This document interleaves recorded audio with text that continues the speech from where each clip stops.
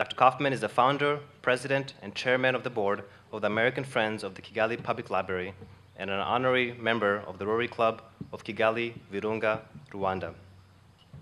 Together, these organizations build the Kigali Public Library, Rwanda's first ever public library.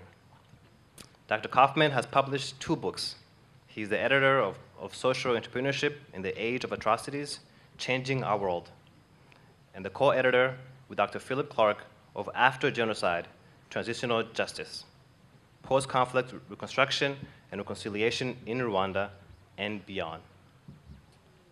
Dr. Kaufman received his PhD in International Relations from Oxford University and earned his BA in Political Science and JD from Yale University.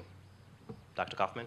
His Excellency, Engineer James Kimonyo, Ambassador of Rwanda to the United States, Her Excellency, the UN Assistant Secretary General, Clotilde Mabaranga Gasarabwe, U.S. Deputy Assistant Secretary of State for African Affairs, Cynthia Akute, genocide survivors, friends of Rwanda, my fellow Americans, distinguished ladies and gentlemen. A Swedish proverb teaches us, the best place to find a helping hand is at the end of your own arm. Through the theme of today's 19th commemoration of the genocide against Tutsi, we reflect on such self-reliance. I will discuss how self-reliance has been a critical factor both during and after the genocide, particularly concerning justice.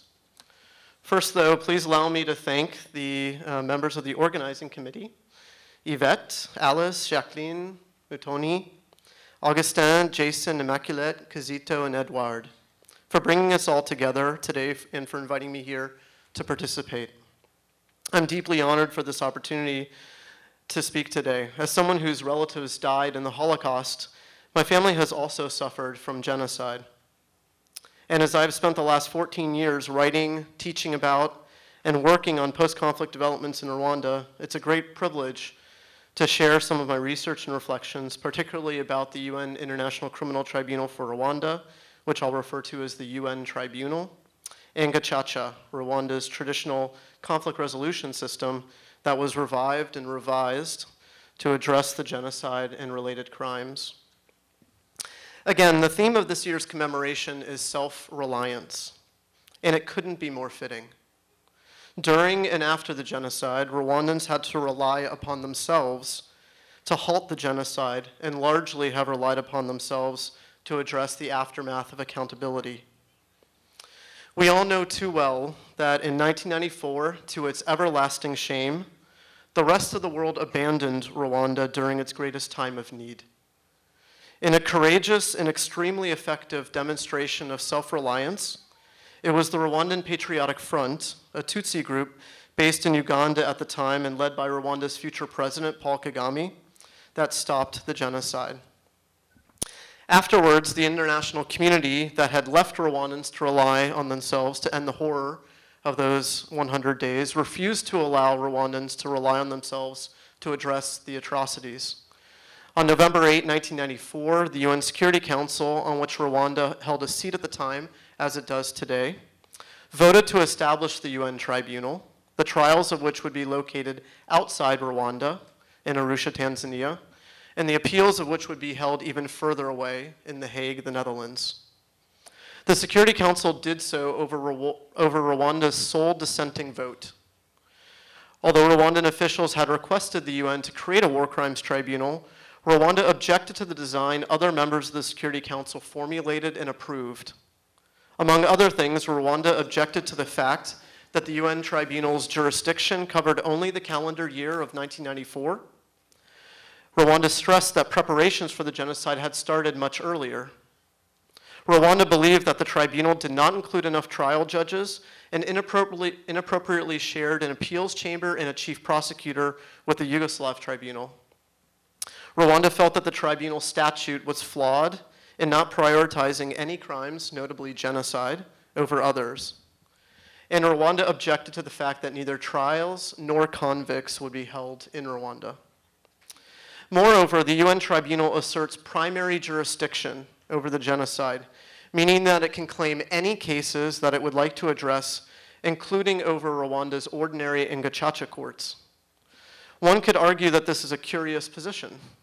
Given that the UN abandoned Rwanda during the genocide, it appears inconsistent to some that the UN would then, in the genocide's aftermath, claim the right to rule on whatever cases it chooses, even those Rwanda itself would prefer to adjudicate. Developments in international criminal justice since the creation of the UN Tribunal underscore this incongruence. The International Criminal Court, the world's first and only permanent war crimes tribunal, exercises complementarity. A case is not admissible to that tribunal where the case is being investigated or prosecuted by a state which has jurisdiction over it, unless the state is unwilling or unable genuinely to carry out the investigation or prosecution. And so, yet again demonstrating self-reliance, Rwanda pursued its own transitional justice institution, and in the face of extraordinary challenges. Just as the Tutsi population was decimated during the genocide, so too was Rwanda's judicial infrastructure. Many legal personnel, judges, attorneys, police, and administrative staff were killed or implicated in crimes during the genocide or fled the country afterwards. By the end of 1994, Rwanda had only 12 prosecutors as part of the Rwandan government's concerted effort to rebuild the judicial infrastructure. 8 years later, Rwanda would have over 20 times more. Immediately after the genocide against Tutsi in 1994, the Rwandan government began detaining genocide suspects. Approximately 120,000 Rwandans were imprisoned. Other suspected genocide perpetrators remained at large, either domestically or abroad. Rwanda was party to various relevant international agreements preceding 1994. Decades before the genocide erupted, Rwanda had ratified the Geneva Conventions regulating the conduct of armed conflict, the Genocide Convention, and the Convention on the Non-Applicability of Statutory Limitations to War Crimes and Crimes Against Humanity. However, Rwanda did not have much domestic law in place in 1994 to address genocide and other atrocities. So in 1996, the Rwandan government began promulgating laws governing the prosecution of genocide and other crimes. Under these new laws, trials through Rwanda's ordinary courts began at the end of that year. Within 5 years, about 6,000 individuals had been prosecuted. Given available resources and the rate of ordinary judicial processes, to prosecute even just the 120,000 apprehended individuals would have taken approximately 100 years. So not wanting to delay and thus deny justice, Rwanda sought a supplemental transitional justice solution. Reviving and revising Gacaca was thus a self-reliant innovation born out of the necessity of addressing the backlog of genocide cases. Whereas the UN Tribunal was established over 18 years ago on November 8, 1994, and continues to operate well past deadlines repeatedly set by the UN Security Council, the Gacaca process officially operated for exactly 10 years, from June 18, 2002 to June 18 of last year. The UN Tribunal's most recent report on implementing its completion strategy, dated November 5, 2012, indicated that the tribunal had completed trial-level work for 92 accused individuals, delivering judgment at the first instance of 74 defendants and judgments at the appellate level of 44 defendants, referring 10 cases to national jurisdictions, withdrawing 2 indictments and having 3 indictees die before or during trials. In comparison, in its report presented at the closing of Gacaca last June, the National Service of Gacaca Courts stated that Gacaca courts had tried 1,958,634 cases and heard appeals from 178,741, or 9% of those cases.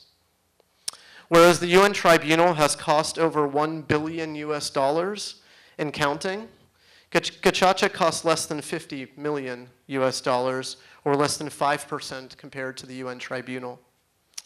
Whereas the UN's tribunal's trials are held in a separate African country, Tanzania, and appeals are held in Europe, Gacaca's proceedings were all held within Rwanda, promoting survivors' access to justice. Whereas the UN Tribunal has jurisdiction over crimes committed only in 1994, Gacaca's jurisdiction reached back to October 1st, 1990, when the roots of the genocide were taking hold. Whereas the UN tribunals, judges are selected from around the world by the UN General Assembly, from a slate chosen by the UN Security Council, Gacaca's judges were all Rwandans and were elected by Rwandans and residents of Rwanda. In fact, 260,000 judges were elected to serve in Gacaca courts. Whereas few Rwandans have participated or even witnessed the UN tribunal's proceedings, my colleague Phil Clark notes that nearly every Rwandan adult has participated in Gacaca in some way, either as a witness, defendant, or by attending weekly meetings. To be fair, neither the UN tribunal nor Gacaca has been perfect. In addition, the differing origins and operations of these two transitional justice institutions help explain their differing outcomes. Most notably, the UN Tribunal is an ordinary court with a more formal legal process than Gacaca. Still, it's remarkable what Rwanda, through self-reliance, has achieved through Gacaca. It has processed almost 2 million cases and engaged virtually the entire adult population in what many observers regard as the most widespread transitional justice initiative ever. And Rwanda has accomplished this all faster and at a mere fraction of the cost of the UN Tribunal. When I was preparing my remarks for today, I discussed them with my fiancée, Elizabeth. We got engaged just a few weeks ago, who is here in the audience. And she pointed out to me that self-reliance can mean both individually and as a group. Individual survivors of the genocide, and we are grateful to have some of them here today, like Console, Yvette, Tabitha, and Kizito, have demonstrated enormous amounts of self-reliance in your courage and resilience. And Tutsi as a group and Rwandans more generally have exhibited similarly huge amounts of self-reliance as you repair, rebuild, reconcile, and rise beyond all expectations. Thank you once again for having me here today. I join you all in wishing and working towards never again. Thank you.